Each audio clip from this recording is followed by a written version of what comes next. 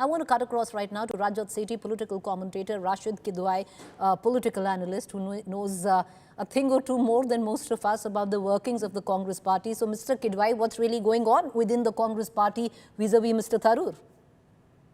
I think pretty three things. One is it's a war of attrition. So Mr. Tharoor, who actually, as Mosmi was saying, was looking for a role in Kerala where elections are due next year, and that is where I think there is a proxy battle to pronouncements of Pawan Kheda and many Udit Raj and even Jairam Ramesh is aimed at actually on behalf of somebody. That somebody is not Mallikarjun Kharge or Rahul Gandhi, but a person called K.C. Venugopal, who's a AICC General Secretary in charge of organization, and he's also a contender, aspirant to become Chief Minister of Kerala if Congress wins in that election early next year. So there is a lot of this thing is going on. I don't think Mr. Shashi Tharoor has crossed the Lakshman Rekha of party's discipline. There is nothing that he has said warrants either a show cause notice or anything like that. Remember, the three Gandhis are very careful. They know what Shashi Tharoor is all about. Apparently, Sonia Gandhi is quite fond of him. If she intervenes, then things will resolve. But the problem is, what is the role for Shashi Tharoor in Congress?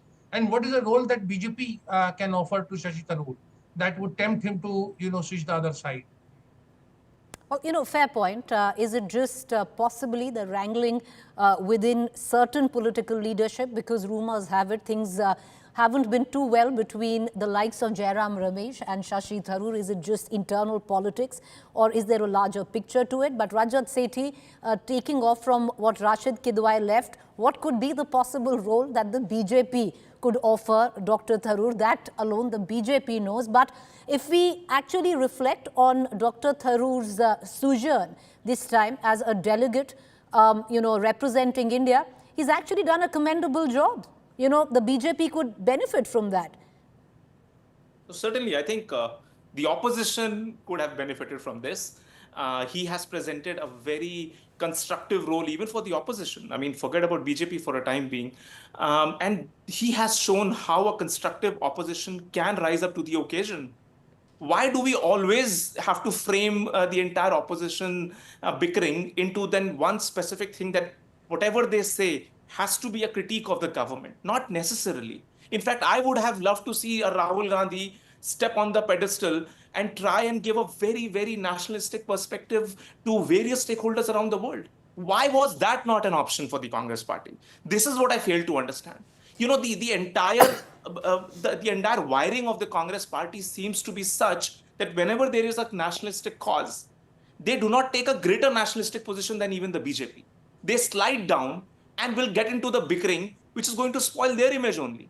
And out of this entire drama that is unfolding with Pawan Kheda and Jairam Ramesh outbidding each other to be, to be in a position to blast Shashi Tharoor, it seems absolutely childish, girlish, and petty, to say the least. This is pettiness of the highest order. It seems like Jairam Ramesh he wants to don the hat of this giant intellectual figure within the Congress party, and somehow Shashi Tharoor is snatching that hat from him. And the pettiness is growing because of that. I think Congress party should take a step back. Again, unsolicited advice. They should look at this perspective that, yes, there is a nationalistic fervor in the country. Can we rise up to the occasion? Why is the answer consistently no from them? We have seen 2 strikes in the past in this current strike or the Operation Sindoor. And this pattern remains consistent. Okay.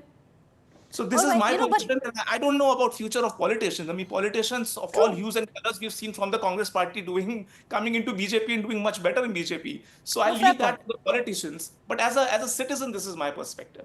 Fair point. Rashid Kidwai, I want to bring you in. But, the fact is, Rashid Kidwai, in the last 24 hours, even the likes of Jairam Ramesh and Pawan Kheda have taken a backseat. So clearly, there's been some messaging that has come in from the top brass. You say that the Gandhis, especially Sonia Gandhi, is very fond of Shashi Tharoor. But despite of all this fondness, Rashid Kidwai, one does, seem to think that you have Shashi Tharoor paying the price of going against what the Gandhis or the High Command wanted when it came down to the candidature of Mr. Kharge, which, of course, Shashi Tharoor also contested against. And ever since then, you've seen a systematic sidelining of Dr. Tharoor.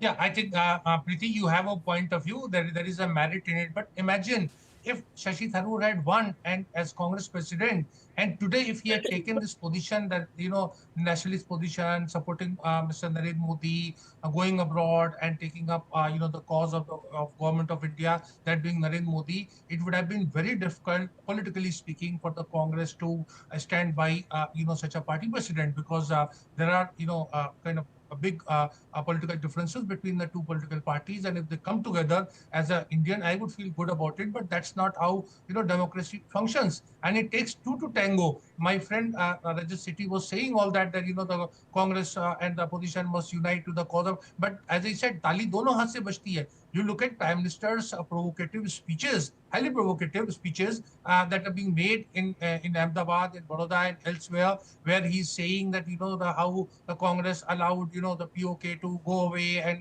the Patel was not got his due under Jawaharlal Nehru, and about Indira Gandhi, and about the kind of things that are the IT cell has been saying, that dubbing Mr. Rahul Gandhi as Jaichand, as Mir Jafar, as Congress being Lashkar-e-Taiba of Pakistan, and that the picture of that Asif Munir, and in Rahul Gandhi's picture with Asif Munir, all kind of things have been said. How do you expect a political party, opposition political party, to just sit quietly and look the other way while all these things are being done? So the Congress being dubbed as an ally of Pakistan. That is something which Okay. would be unacceptable for Pakistan.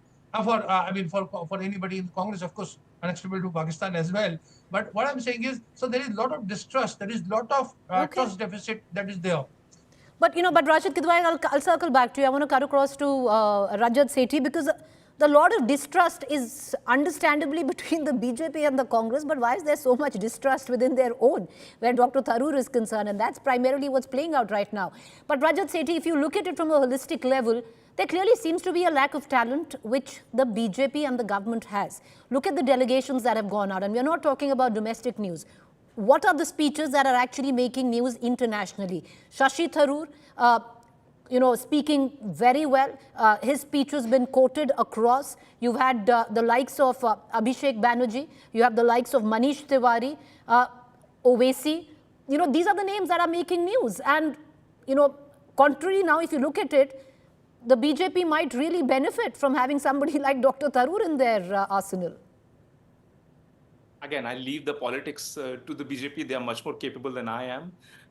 But clearly, you are right. I think India itself, as a country of 150 crore people, we still do not have those vociferous voices who are trying to defend India on national platforms, other than countable. You can count them on your fingertips. This is, if you have to grow India and be that superpower that you are aspiring to be, you need to have hundreds and hundreds of spokespersons talking to each stakeholder that is out there. But look at the number. Today, you are seeing a Shashi Tharoor going out and at least speaking in the terms that American audience can actually relate with. That is something that our bureaucrats should have been doing. And I have been voicing that ever since, that there is zero training of these IFS officers who go and are cut out of the same system of UPSC, which they would have given an exam 30 years back, and they haven't polished their skills. They do not have the capability or the network to reach out and network and put India's voice strongly at every platform. Clearly, they have failed, and they have not failed under Modi government alone. They have systematically failed. And I believe India is desperately in need of 1,000 Shashi Tharoors at least. And India should strive for, across party line, cultivate this talent so that they can stand up and talk the language that the world understands. Okay. Thankfully, we have a Jaishankar who started to change the scenario in which we had politicians EAMs for a fairly long time, but that is only so far that he can take things. If a hyphenation between India and Pakistan is created, you don't need a Modi and a Jaishankar to always be there and remove every single hyphen from there. You need spokespersons. And that is what is currently missing. And one thing that I want to, object to what Rashid ji said, Congress need not fight government of India or a Prime Minister of India. They had to stand for India. Standing for India doesn't take away your position from the opposition role at all. This fine line of difference, if they are not able to understand, that God help them. Okay. That's all I want to take just final comments there. I'll cut across, back to Rashid Kidwai. Rashid Kidwai, look at how things have played out. The Congress has lost, talent, bled through, and knowingly So look at the kind of people who have gone to the BJP, only benefited the BJP, and you're possibly standing at the precipice of losing another asset. Political defection is a sin if it is not a crime. It's not a, it's not political, on the particular Westminster model of parliamentary democracy. It is rather unacceptable that, people of such large number, they switch, sides with such ease and comfort, and they get re-elected, and there is no sort of disquiet. And I would say the same thing with the reverse was happening.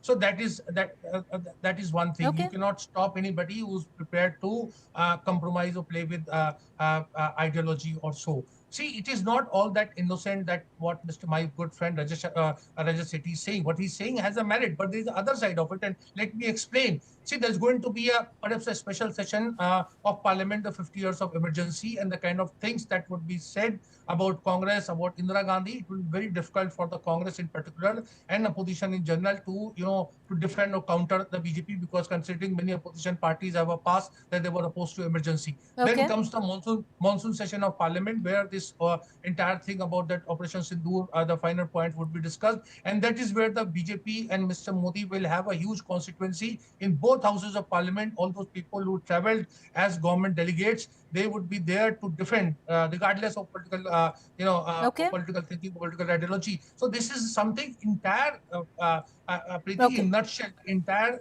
theater of whatever had happened is being put on the opposition doorsteps. As if, the All government right. has no accountability, no explanation. It is for the Congress and to, do a course correction. Can you imagine? All right, I want to bring in, democracy? okay, I want to bring in Rajat Sethi. I'm running out of time. Rajat Sethi, would you want to come in quickly, and then we'll close the show? I think finally, I just want to say that Congress had an opportunity not to be petty, but use Shashi Tharoor as a trophy, as how opposition voice can look like.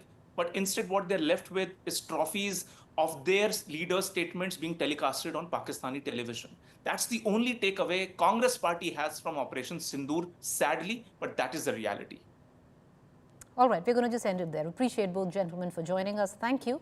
Well, this was, there might be temporary truce as of now, but it's a saga which is continuing to brew. Will it boil over? Is the big question when it comes down to Shashi Tharoor. We'll keep a keen eye, because now, viewers, is going to be the important leg of the delegation on which is Shashi Tharoor. They're going to go to the United States of America. Let's see what comes of that.